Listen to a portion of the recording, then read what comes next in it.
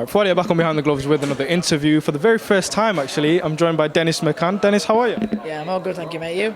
Not too bad. Getting back to the swing of things, hopefully sooner rather than later. It's a bit odd, isn't it, being back around people? Of course it is. It's a bit weird, isn't it?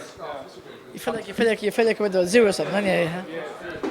How's your sort of time been over lockdown? You mentioned you've still been training, you're looking fit. How's the lockdown been for you? Yeah, it ain't been too good for everyone, is it? A lot of people lost a lot of loved ones, and obviously similar regards to all them people who lost their loved ones.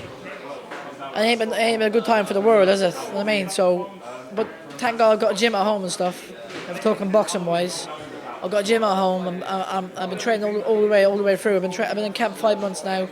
I've been training for that, probably the best shape I've been in a long time.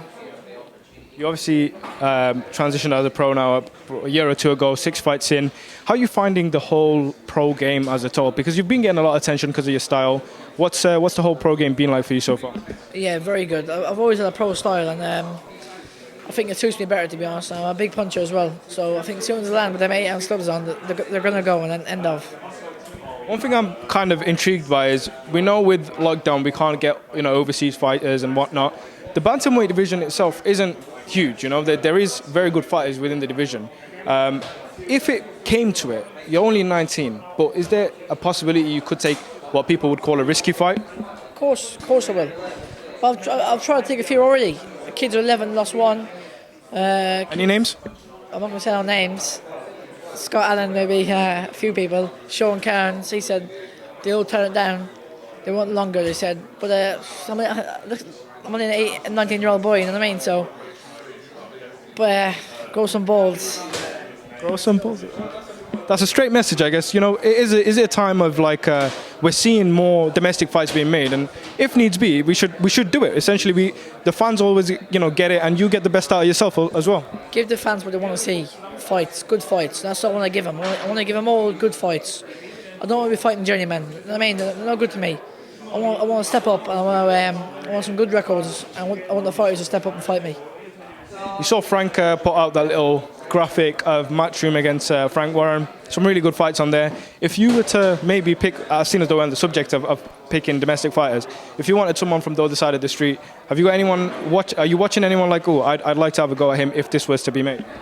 There isn't a lot of fighters. I don't think there's anyone on Matchroom for me, mate. I don't know if Sean McCulloch's with him or not, I don't know, but he'd be definitely a potential matchup I'd be very willing to take. What do you think of this whole thing that they're trying to make happen now? For years we've seen, even as fans, you see Frank Warren Matchroom. It doesn't, we can't always get the big fights that we want. Now they seem like that they're trying to get things flowing. What's your reaction to that? They're using their brain. They're making money using their brain, and they're giving the fans, as I said already, what they want to see: good fights. The fans deserve good fights. They're paying a lot of money for tickets, and they're paying for subscribing to BT Sports and Sky Sports. They deserve the big fights. That's what they're going to give him. Now, next 12 months, what's on the agenda? Where does Dennis McCann be this time next year? He's got a couple of straps around his waist, unbeaten. I like it. Finally, actually, I just remembered this as well. We've seen the fights being taking place in strange places like the Garden for Eddie, but for BT at the BT Sports Studio. No crowd, obviously. I'm assuming that won't be too much of an issue for you, because when you fought early on in your career and in the amateurs, you fight a lot at times where there's not much crowd there anyway. So it's not an issue for you, I'm guessing. To be honest, I was very fortunate when I turned pro. I've been in all big venues. I've been the Conlon venue, probably the best one I've been on.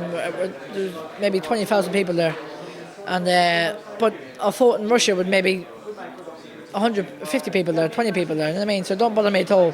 There's only you and your opponent in that ring, with them small gloves on. So no one can fight for you, can they?